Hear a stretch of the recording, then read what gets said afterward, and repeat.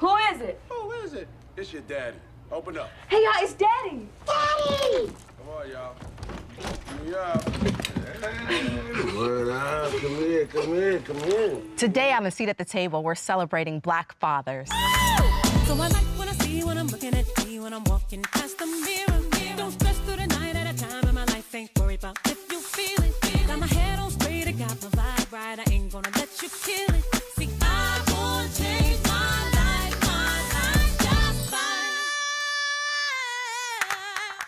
Hello, and welcome to A Seat at the Table. I'm Christine White. We've changed our set to accommodate two distinguished dads. They'll join us in a few.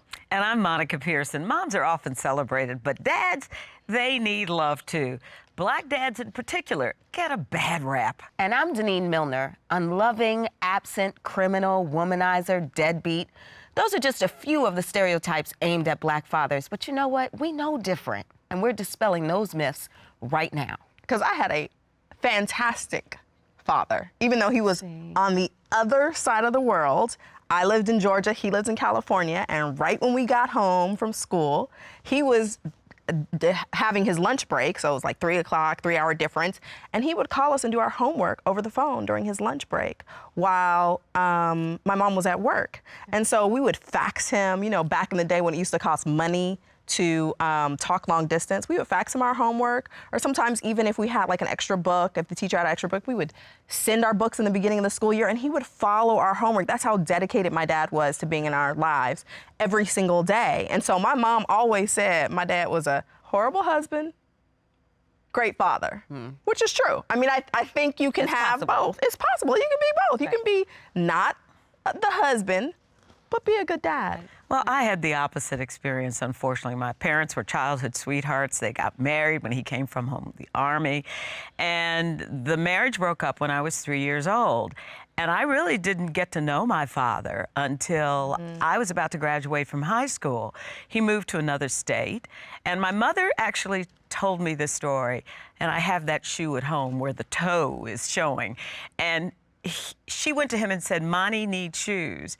And he said to my mother, "I need new shoes too, and I work every day." And that's when Hattie said, "I'm out of here." And he never contributed to the family, but it wasn't the finances that I missed. It was his presence. And when the person who gives you life walks out of your life, you really wonder, am I a person of worth and value? Because both of you are daddy's girls.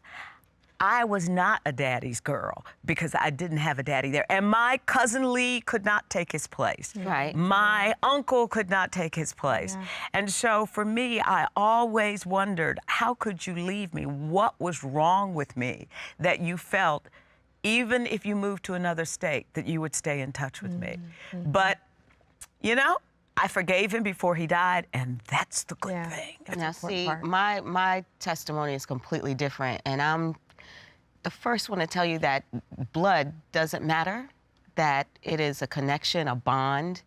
My parents, so you guys know my story. I was left on a stoop, and, you know, 4 days later, my family found me.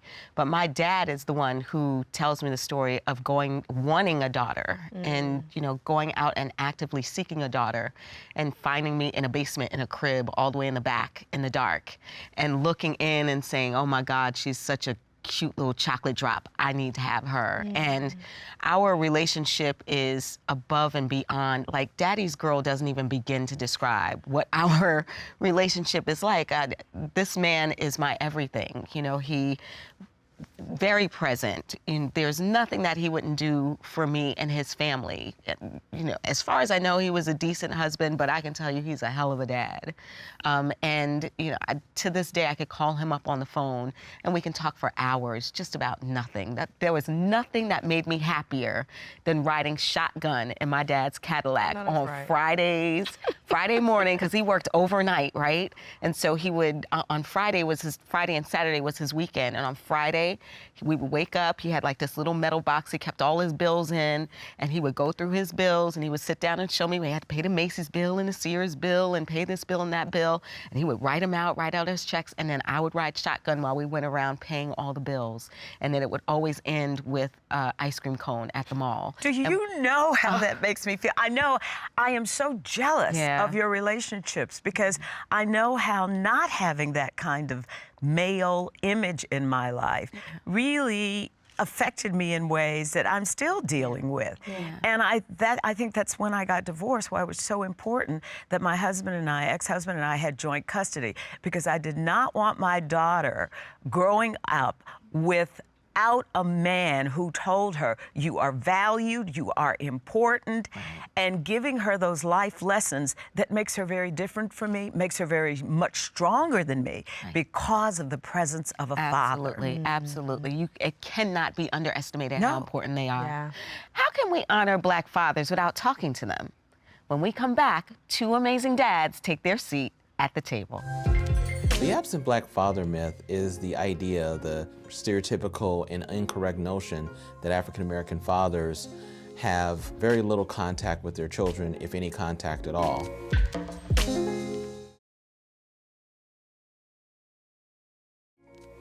To be a parent is to have children that you love and try and support. And Black fathers experience that the same way that anyone else would. Why would you even think there was a difference? Welcome back to A Seat at the Table, where we are still celebrating Black fathers. We have two very special guests with us today. Pastor Montel Jordan, who is a former R&B recording artist known for the hit record, and I'm not going to sing it, This Is How We Do It. You should have sang it. You could have went on and sang it. And Dr. Mansa Bilal Mark King, an African-American studies professor at Morehouse. Thank you so much for being with us. We're glad to be here. Mike, if I could just say, I was listening to your story as we were opening up, and as you were talking about your dad, and as I was kind of reflecting on that, I think dads have effect on us whether they're there or whether they're not there.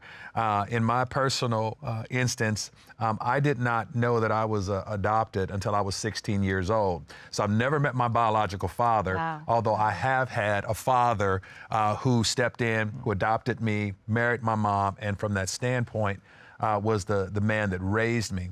Now, even in that, there was something there that I couldn't quite put my finger on because I didn't know that there was not, you know, as you were saying, in regard to having a dad who was there.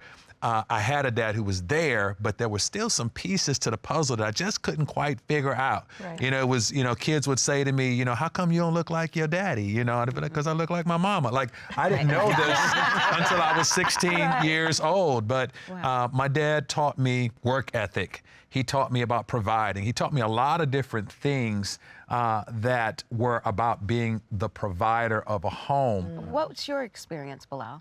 My parents got married when he was 19, she was 16. No, they met when he was 19, she was 16. They married 2 years later. They've been together ever since. They're still together. So Dad was there, but Dad and I are very different people.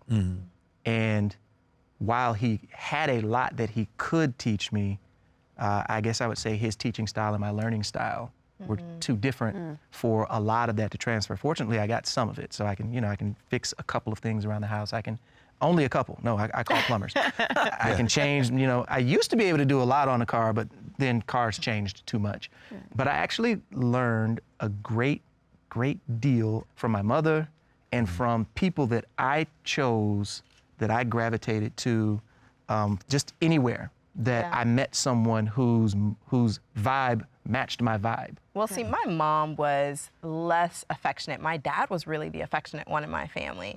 And he taught me not specifically like by telling me things to do, but he taught me so many lessons about being a parent by he would stop me, look me in my eyes and say, how you doing, baby? You okay? He was always checking in, and I feel myself doing that with my daughter. And I think that's one of the greatest lessons, now that I think about it, that I learned from my father. Well, that brings up a good point that I want to talk to you, Montel, because you have daughters and sons. And as I said to you, my whole thing was that feeling of not having a man around who told me I was good, I was loved, I was special. how do you raise your boys to be the father you want them to be? And how do you raise your girls to find that man who's the father you are? Oh, that's good. Well, I would say, first of all, it has a lot to do with proximity. When it comes to my sons, I think, like I said, I had to get from a Heavenly Father what I did not necessarily get intimacy-wise from my dad. I mean, me and my 14-year-old son, Skylar. I have a son who's 29 who is now a parent himself. Married for 4 years and gave me my first grandchild. I'm not grandpa, by the way. I'm Big Papa. I'm Big Papa. Right? But just say, for my 14-year-old son, I still am close in proximity to my son. People will see me with my arm around my son. I kiss my son. I tuck my son. We have conversations before I put him to bed every night. And people may think, well, he's 14. Why would you do that? And the reality of it is, fathering is an ongoing thing. And so the reason why I am affectionate and intimate with my son is because I want him to know what proper male physical contact is supposed to feel like. When I hold him and when I look at him and how I teach him, how I love him, how a father is supposed to love a son, I want him to know what the love of a father is supposed to feel like. I want him to see what the love of a husband is supposed to look like.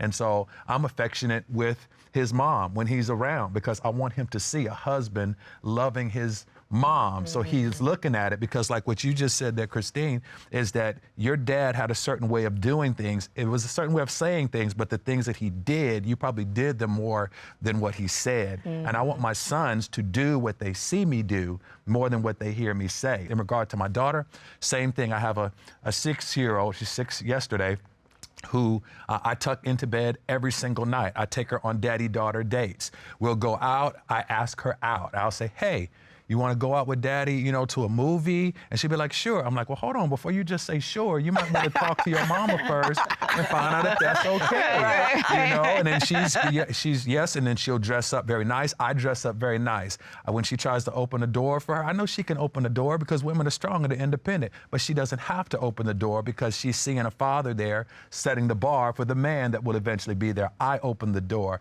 I pick up the bill. I make sure that I'm holding her hand when we walk places because I don't ever want her to question, you know, what's our relationship? Right. You're with somebody that's holding you, that's not ashamed to be with you in public. All those things, I think, come from proximity, and I think you have to see it. Will you adopt me? You know what I like? You know what?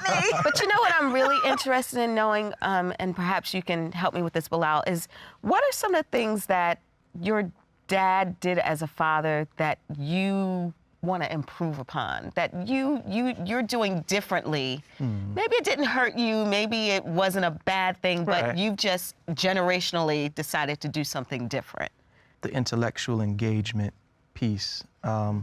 If you building it kind of on that question that Montel was just answering, I think in terms of how am I shaping her so that she will attract and want someone who will be healthy for her, and perhaps it's occupational hazard, but I'm a professor. One of the things that I think about is making sure that he's intellectually astute. And so the way I engage my children, and actually this is actually children in general, when most of my friends had children before I did, and they knew when the birthdays came, oh, Bilal's coming with a book. Right. Something oriented towards learning. Right. And so, you know, I try to engage them in ways that push the thinking ahead. Right. So you said that you were different from maybe some of the other fathers around you. How would you describe your fathering style? It's a mix. I'm very conscious about trying to strike the balance between being playful enough and open enough to let them feel comfortable telling me what they want to tell me how they're feeling. And I do the boundary setting with a certain firmness when it's, you know, you have to. I want you to feel comfortable. I want you to always know daddy loves you. I don't ever want to yell at you unnecessarily. However, somebody breaks into my house and I have to deal with a situation, I can't have you saying, daddy, but why do I have to be quiet? Right? This is not the time. Right. Teaching them obedience, teaching them how to recognize when obedience must be done without question. Right. But talking to them about it so that they understand that there are times and there are ways that you should absolutely feel comfortable questioning me. Right. Well, I want to know about the work ethic, because you mentioned that your dad did teach you about the work ethic. You have a degree from Pepperdine, but you went into the music industry, and now you're a pastor. So your child is sitting there saying, oh, what am I going to do? How did you instill that work ethic? What did you take from your dad, and what did you pass on? Well, my dad, you know, I remember once again as a kid, I remember one of the when I said that there was a distance maybe in certain intimate things, I think at that time my dad did not necessarily know how to connect with me, so he connected the best way he could. And one of the fondest memories I have is that early Saturday mornings after he worked, you know, all week long. Saturday morning he would take me and my younger brother to work with him. My dad had hard hands, you know, from work, from manual labor, and those are the things he showed me. He showed me how to be a provider. We just had a conversation with my 14-year-old the other day. Somehow he comes with this question, Dad, how much money do you make? And I did not give him a number, but I basically said what Dad could earn or what Dad could do. I turned down a lot of what those opportunities are because I like to be able to tuck you in every night. I like to be able to be home to be with you. I don't think anybody should sacrifice their family on the altar of a job or on the altar of anything else. And so that's what my kids are getting right now. We talk a lot about how Black boys need their fathers, but daughters need that strong male presence as well. Personally, I was a daddy's girl, so this next clip really resonates with me. Take a look. You are my entire world. You know that, right? I guess. You guess? You're my number one, baby girl. You're the little girl that made my life somersault.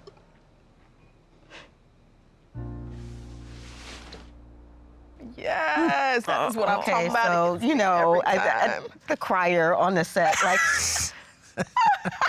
There she goes. There she goes. You can do that. Go on in. About your relationship with your daughters. I'll just say that everything changed after my first daughter was born.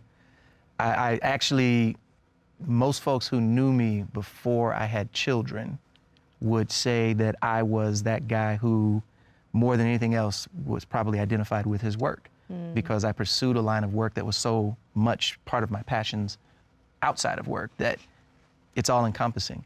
Sometime between the very first moment I held my first daughter in my hands and I'll give it maybe 2 months, it just became clear to me that now my job merely serves the purpose of helping me invest in this small person and build the things that she needs. So complete focus in that regard, complete change. What are their ages again? I have a 5-year-old and a 2-year-old. Wow.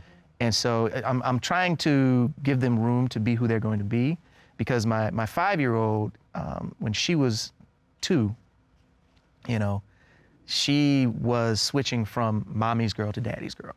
She's switching from that totally dependent baby to, and I'd say within that year, we got to the point where I would get up in the morning, go pray, and I might still want to rest a little while longer before I get up and start moving.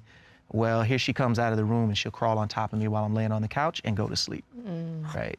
Those moments, the moments like the first clip when you come home and they come running, screaming, Daddy! Daddy.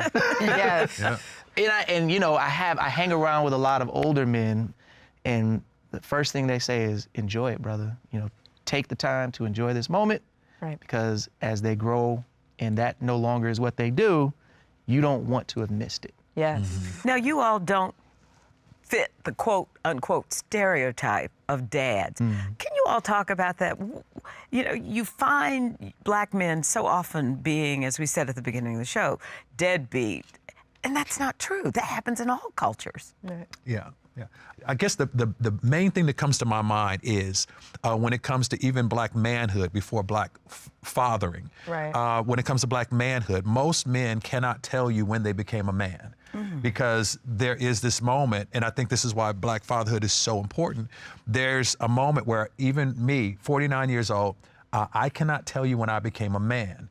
And if you ask the question, well, was it when I got my first car? Was it when I had sex for the first time? Was it when I moved out of the house? When was that defining moment when I became a man? And I think there's an impartation that's supposed to take place from a father. I'll just give you a quick example. My 14-year-old son, when he turned 13, we had a black mitzvah for him. Yes, black mitzvah. Yes. We had a black mitzvah for him, and we invited family. We did what Jewish families would do. I mean, we pulled together this entire group of folks to celebrate our son. And during that time, I stood in front of everybody and I said, I am Skylar's father. He is my son. And he has been a boy, but today I want every person in here, all his peers, I want everybody to know that he is a man from this day on because a father is imparting into him who he is identity-wise. You can be there, you can be the provider, you can send a check, you can take out, you can do this, but if you're not imparting identity, right, you're daddying, but you're not fathering. Right. Now, Belial's over there smiling. Okay, come on, join in. I mean, I'm smiling because rites of passage is so constant. Yeah. And I mean, there are various forms of it, but some kind of, and this is key, we had a conversation earlier and I said that parenting is not about those two parents. It is built into us to be about the village. I think we have this cliche in American culture where we say it takes a village to raise a child.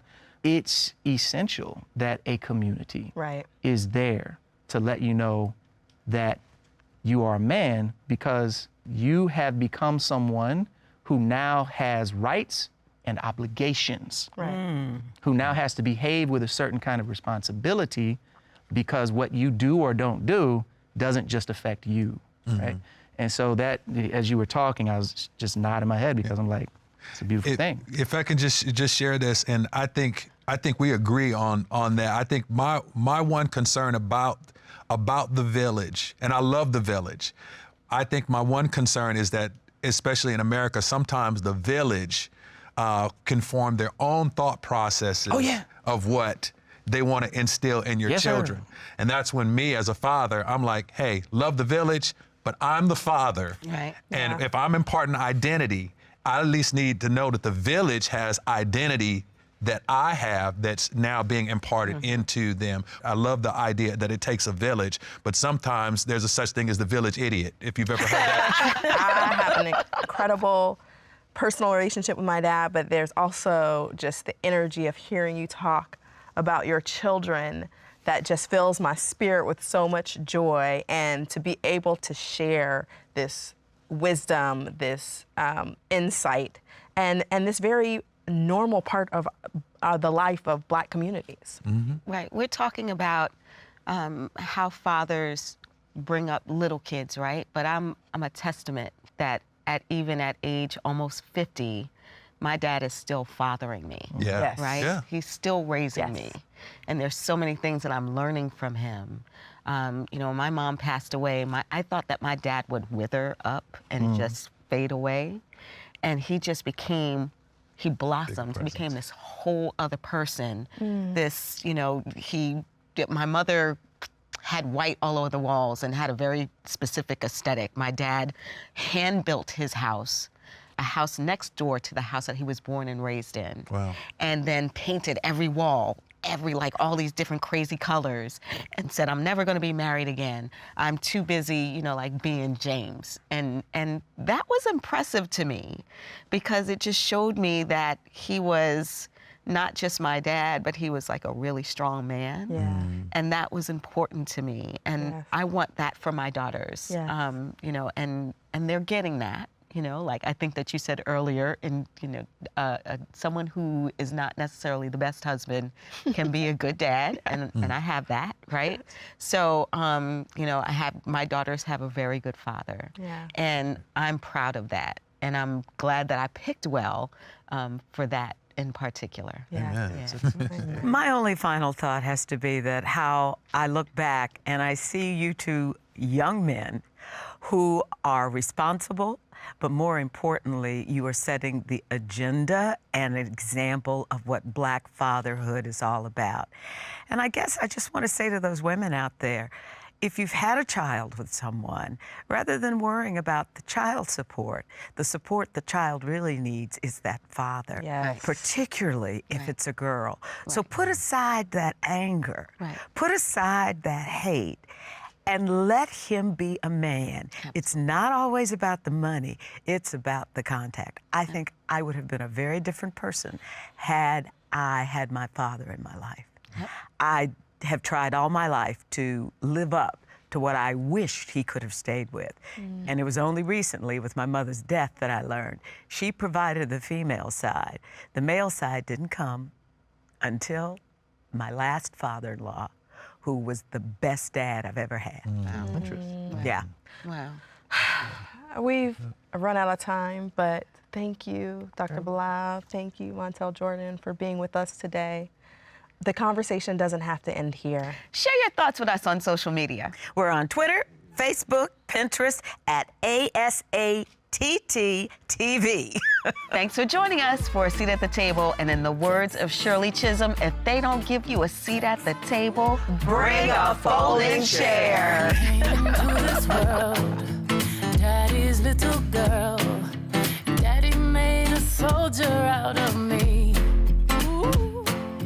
Daddy made me dance. Daddy held my hand. Daddy liked his whiskey with his tea.